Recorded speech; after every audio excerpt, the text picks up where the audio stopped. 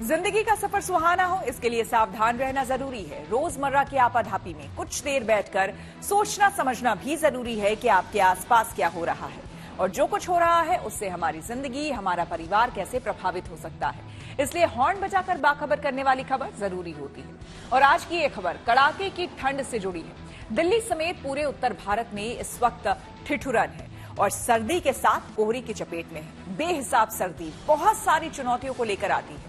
बड़ी चिंता सेहत को लेकर है। सर्दी का एक कनेक्शन खून में मौजूद आयरन से भी है, जिसे समझना जरूरी है। लगे हाथ सर्दी में बच्चे और बुजुर्गों की सेहत को लेकर सावधानी वाला हॉर्न बजाना भी जरूरी है।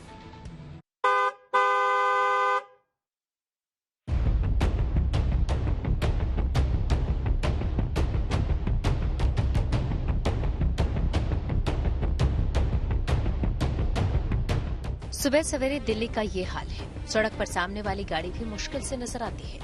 कोहरे की वजह से रात है या दिन फर्क करना मुश्किल है।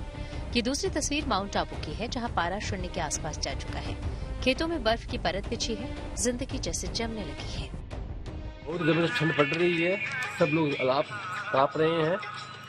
इतनी ठंड पहली बार देखी हमने, तो कभी देखी नहीं थी 40 सालों में। इस बार सर्दी थोड़ा लेट आई है, लेकिन सर्दी जबरदस्त है। कभी पैर ओढ़ के एकदम ढक के एकदम इस तरीके से आते हैं कि हवा लगनी नहीं चाहिए, क्योंकि सर्दी बहुत भयंकर है इस बार।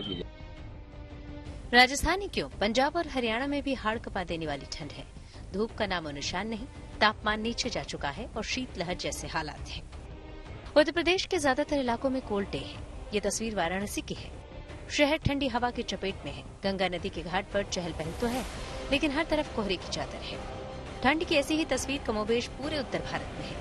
कड़ाके की ठंड ने लोगों का जीना मुश्किल कर दिया है। दिल्ली, यूपी, बिहार और उत्तराखंड में कोल्ड डे का अलर्ट है। कई शहरों में कोहरे और शीतलहर का भी प्रकोप है। मौसम विभाग की माने तो फिलहाल कपाने वाली इस सर्दी से राहत मिलने की उम्मीद नहीं। दिल्ली में कोल्ड डे जैसे हालात हैं। रात हो या दिन, सर्दी से राहत नहीं। सड़कों पर लोग अलाव का सहारा ले रहे हैं तो घरों में रूम हीटर का आसरा है। जिन्हें सुबह सवेरे काम पर निकलना है वो सर्दी का सितम झेल रहे हैं। मौसम विभाग की माने तो अगले 5 दिनों तक उत्तर भारत के तमाम राज्यों की अगर बात करें, चाहे दिल्ली की बात करें, पंजाब, हरियाणा, बिहार, उत्तर प्रदेश, यहाँ पर ठंड का जो सितम है वो जारी रहने वाला है। यानी मिनिमम टेम्परेचर और मैक्सिमम टेम्परेचर बढ़ने नहीं वाले। हो सकता है कि ये कम हो जाए, लेकिन अभी बढ़ने का कोई भी अंदेशा जो है वो नजर नहीं आ रहा। इसके बाद एक वेस्टर्न डिस्टर्बेंस आएगा और मौसम में बदलाव देखने की उम्मीद है, लेकिन फिलहाल जो स्थिति है वो बरकरार रहने वाली है। इसके साथ ही अगले 3 दिनों तक मौसम विभाग की माने तो घना कोहरा भी छाया रह सकता है। शुक्रवार को निकली हल्की धूप ने हल्की राहत जरूर दी, लेकिन ठंड में कोई कमी नहीं है। दिल्ली वालों को अगला हफ्ता भी ठंड और कोहरे के साथ गुजारना होगा। मौसम विभाग के मुताबिक दिल्ली में अभी न्यूनतम तापमान 6 से 8 डिग्री सेल्सियस के बीच बना रहेगा। वहीं अधिकतम तापमान 17 से 18 डिग्री सेल्सियस के बीच रहने की संभावना है। वहीं उत्तराखंड के 13 जिलों के लिए मौसम विभाग ने येलो अलर्ट जारी किया है। हरिद्वार, नैनीताल, पौड़ी, औक, उधम सिंह नगर जैसे जिलों में कोल्ड डे के हालात हैं। हरियाणा, पंजाब और उत्तरी मध्य प्रदेश के कुछ हिस्से में गंभीर कोल्ड डे यानी सीवियर कोल्ड के हालात हो सकते हैं। ऐसी ठंड में घर से बाहर निकलना तो दुश्वार है ही, लेकिन सबसे ज्यादा चिंता सेहत को लेकर है। अगर आपको ठंड ज्यादा लग रही है तो हो सकता है कि ये एनीमिया का लक्षण हो, जिसे लेकर सावधानी वाला हॉर्न बजाना जरूरी है। सबसे पहले आपको बताते हैं कि एनीमिया क्या है। रेड ब्लड सेल के अंदर आयरन होता है, जो ऑक्सीजन को ब्लड से जोड़ने का काम करता है।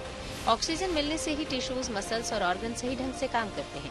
आयरन कम होने से एनीमिया की समस्या हो सकती है। इसकी वजह से ठंड ज्यादा लगेगी और शरीर दूसरी कई बीमारियों की चपेट में आ सकता है।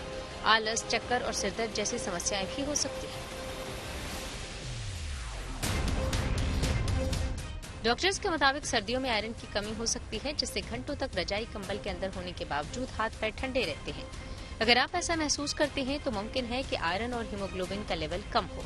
अब सवाल है कि आयरन की कमी दूर करने के लिए क्या किया जाए। डॉक्टर्स इसके लिए हरी पत्तेदार और सीजनल सब्जियां खाने की सलाह देते हैं। इसके अलावा फल और ड्राई फ्रूट से भी आयरन हासिल किया जा सकता है। दाल, चना, राजमा और सोयाबीन जैसे अनाज में भी आयरन भरपूर मात्रा में मिलता है।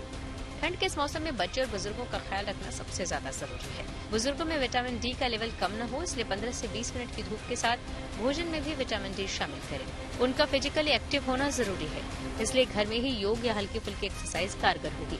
बुजुर्गों के साथ बच्चों की इम्यूनिटी का ख्याल रखें। ऐसे फल और सब्जियों का इस्तेमाल करें जिसमें विटामिन सी मौजूद होता है।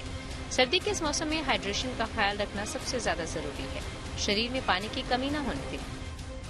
कड़ाके की ठंड में खुद भी सावधान रहें। बहुत जरूरत न हो तो घर से बाहर निकलना नजरअंदाज करें। ऊनी कपड़ों में कोई कोताही न हो। सर्दी के मामले में लापरवाही भारी पड़ सकती है, इसलिए दूसरों को भी आगाह करें। हॉर्न बजाएं।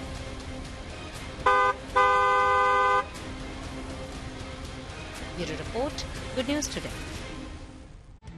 ऐसी सर्दी में क्या एहतियात जरूरी है, विस्तार से बता रहे हैं डॉक्टर कपिल खन्ना। सर्दियों में जनरली देखा जाता है कि लोग पानी कम पीते हैं, लेकिन ऐसे में पानी की मात्रा को कम ना होने दें। गर्म तरल पदार्थ जरूर लेते रहें, गुनगुना पानी पीते रहें, और अगर किसी को सर्दी, जुकाम, खांसी इस तरह के कोई भी लक्षण दिखते हैं या शरीर में दर्द होते हैं या फीवर आता है तो उस कंडीशन में अपने नजदीकी स्वास्थ्य केंद्र या डॉक्टर से सलाह जरूर ले। अगर किसी को इस वजह से छाती में भारीपन होने लगे बुजुर्गों को, तो वो इस चीज को इग्नोर ना करें, क्योंकि जब टेम्परेचर डाउन होता है तो उसमें ब्लड प्रेशर काफी राइज हो जाता है। ब्लड प्रेशर बढ़ने से पेशेंट के हार्ट की दिक्कत होने की संभावनाएं होती हैं, जो कि बूढ़ों में काफी पाया जाता है। दूसरी चीज, नमक का सेवन कम करें। घी, तेल, चिकनाई, क्योंकि सर्दियां होती हैं तो गर्म चीजों में तली हुई चीजें और हैवी फूड खाने की आदत थोड़ी सी होती है, उसको अवॉइड करें। बच्चों के लिए सलाह ये रहेगी कि उनको भी गर्म चीजों का सेवन ज्यादा कराएं, ठंडी चीजें ना दें, आइसक्रीम्स वगैरह से अवॉइड कराएं उन्हें, और कोशिश करें कि जो 10 साल से छोटे बच्चे हैं उन्हें घर के अंदर ही रहें और अपना ध्यान रखें। आपने एक ये चीज नोट और करी होगी कि जो बड़े बुजुर्ग हैं उनमें हार्ट अटैक भी ऐसे सीजन्स में बढ़ जाते हैं। उसका कारण रहता है क्योंकि ब्लड प्रेशर शूट अप होता है, उनकी फिजिकल एक्टिविटी कम हुई होती है, और ऐसे में पेन होने पे वो अपने आप सोचते हैं कि ये गैस का दर्द हो सकता है, तो उसको इग्नोर ना करें।